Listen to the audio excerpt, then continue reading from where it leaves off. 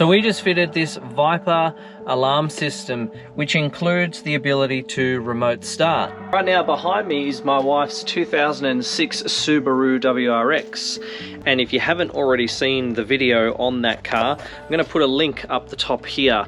Long story short, while she was away interstate, we resprayed it in that bright hazard green. We decided we're going to fit this system for my wife because it's one of the things that she likes most about her current car. I wanted to try and make sure it was as comfortable as possible for her when she's going to be driving it again, and that it didn't just look really cool like it does with the new paint job. So this car's a manual, so there's a few little bits and pieces to be aware of when you're fitting one of these systems to try and ensure that when you do remote start it is actually in neutral and it doesn't just take off forwards on you. Big ups to Strathfield Car Radios for supplying the system. I'm going to put a link in the description of this video to the product, so if you're interested in doing one for yourself, that is where you'll find it. There is a few steps in the process that you need to cover off on before you'll be able to operate the remote start. So the first one is we need to start our car up. First step in the process is to place your foot onto the foot brake. You pull the handbrake and then take your foot off the brake and press the remote start button on the keypad. Wait until you see the park lights flash, and once the park lights have stopped flashing, they'll come on constantly. This is the indication that the remote start is ready to operate. You can now exit the vehicle.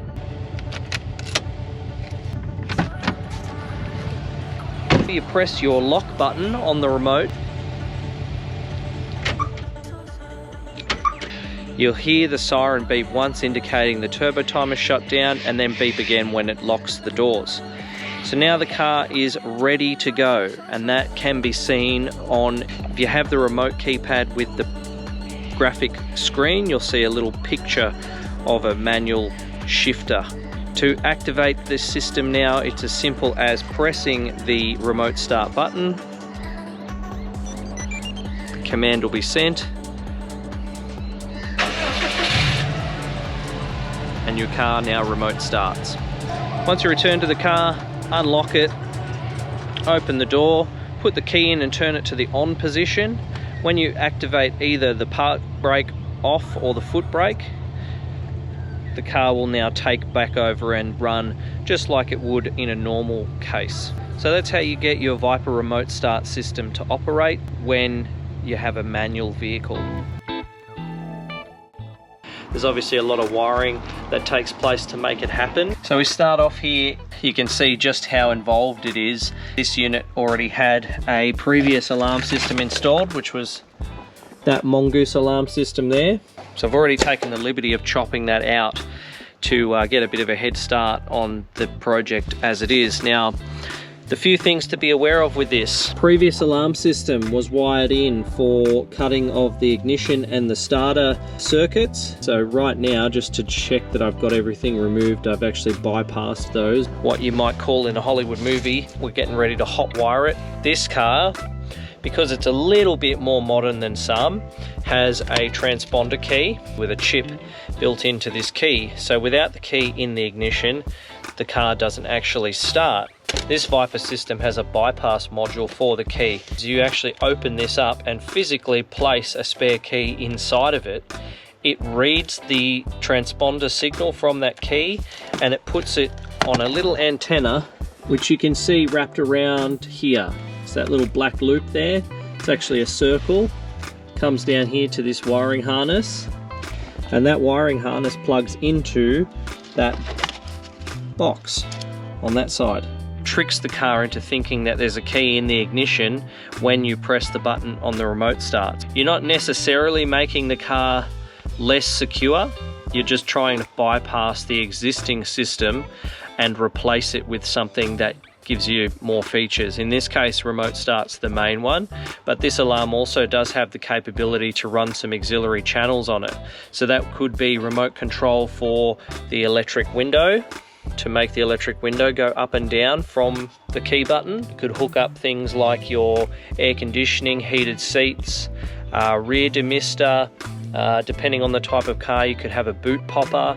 There's all sorts of different auxiliary channels that you can wire into these styles of alarms that do give you then some more flexibility if you want to add in aftermarket accessories on whatever car it is that you're working with. Anything I don't think I'm going to need, I trim out of the loom. There's still a bunch of wires here, though it looks like a lot, but when you're doing it simple, just as like a security system, there's actually not that much here that needs doing. I'm going to find an area under the dash that I can comfortably mount the unit and the key box, and what that all means is that I'm going to be able to cut all my wires to length to join all of the major connections. What I'll end up doing is just bringing the unit back down, and I'll end up taping with electrical tape into a loom all of the wiring so that it's nice and neat.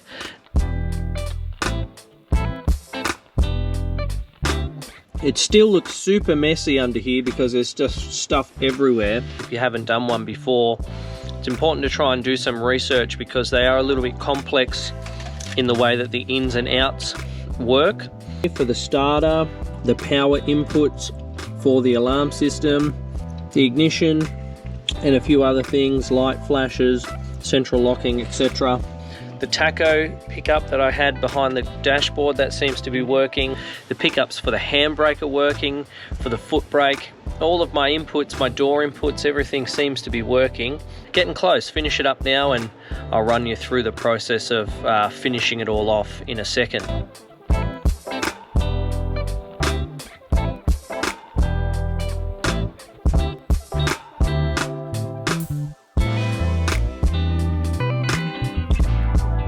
Okie doke, so this is all tied up now, and you'll see that yeah, all the modules, everything's all tied up and away. There's a neat little hidey hole there at the front to mount it in there, so that's looking much better now than before. You can always tidy something up pretty easily with a bit of tape and some cable ties, but yeah, I'm really happy with how that's all turned out, and now it's ready to go back together.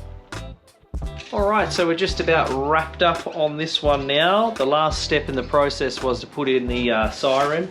So now when we hit the lock or the unlock buttons, we get our nice chime from the system.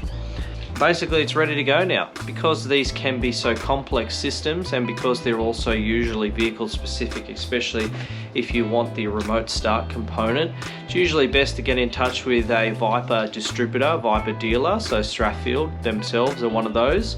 That way they can supply you with all the correct components to make the whole system work. In my case, I showed you the key box with the little key transponder section inside of it.